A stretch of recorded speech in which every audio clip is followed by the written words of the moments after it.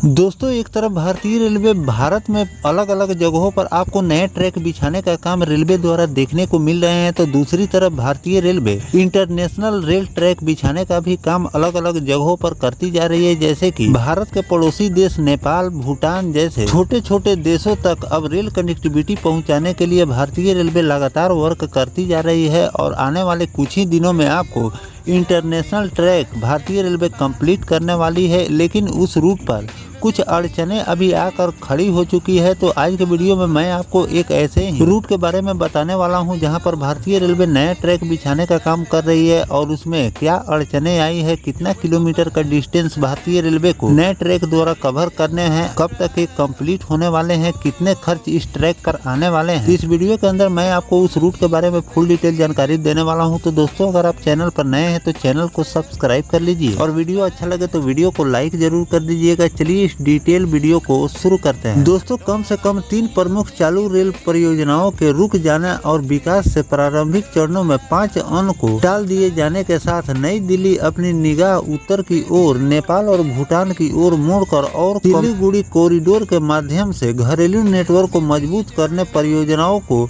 फिर से तैयार कर रही है। मामला से परिचित वरिष्ठ सरकारी अधिकारी के अनुसार यह महत्वपूर्ण नीति जिसके तहत लगभग 5,000 करोड़ मूल्य के निवेश का अनुमान है, बांग्लादेश में बिगड़ती राजनीति स्थितियां और श्रमिक सुरक्षा को लेकर चिंताओं से फिलहाल रोक दी गई है। परियोजनाओं में रणनीतिक रूप से महत्वपूर्ण अखौला अगरतला सीमा पार रेलवे लाइन खुलना, मोगला पोर्ट रेलवे मार्ग और ढाका टोगी रेल कॉरिडोर विस्तार इस रूट पर शामिल किए गए। इसके बजाय भारत सरकार पड़ोसी नेपाल और भूटान पर परगमा विकल्प की खोज के लिए 3,500 से 4,000 करोड़ के बीच एक नई निवेश योजना पर विचार कर रही है। यह कदम दोहरे उद्देश्य की पूर्ति कर सकती है, एक ही विदेशी भागीदारी पर निर्भरता कम करना और टिकाऊ मार्गों के माध्यम से क्षेत्रीय संपर्क के लिए नए रास्ते खोलना होता है। भौगोलिक और बाधाओं के बावजूद, विशेष रूप से भूटान में जहां रेलवे नेटवर्क का अभाव है, वहीं नई दिल्ली अपने उद्देश्य को प्राप्त करने के लिए दीर्घकालीन राजनीतिक सहयोग और मजबूत रेल समझौता विशेष रूप से नेपाल के साथ पर दावा लगा रही है।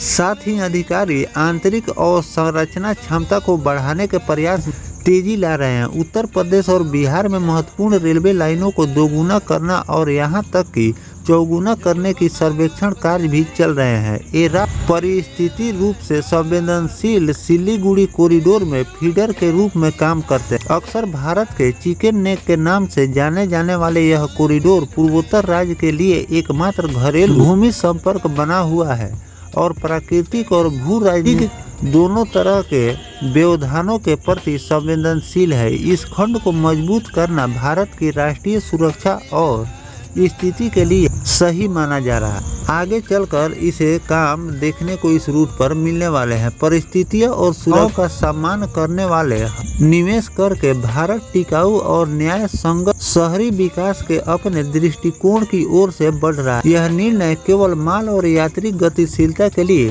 बल्कि आर्थिक एक आगे तक पहुंच और भारत के सबसे अलग थलग लेकिन सांस्कृतिक रूप से समृद्ध क्षेत्रों में से एक है। कार्बन संचेत बुनियादी ढांचे के विकास के लिए भी हालांकि इस बदलाव को अल्प अवधि में भारत बांग्लादेश सहयोग के लिए एक झटका माना जा सकता है, लेकिन अधिकारियों ने संकेत दिया है कि जब परिस्थितियां अनुकूल होगी तो सहयोग के लिए दरवाजे खुल जाएंगे।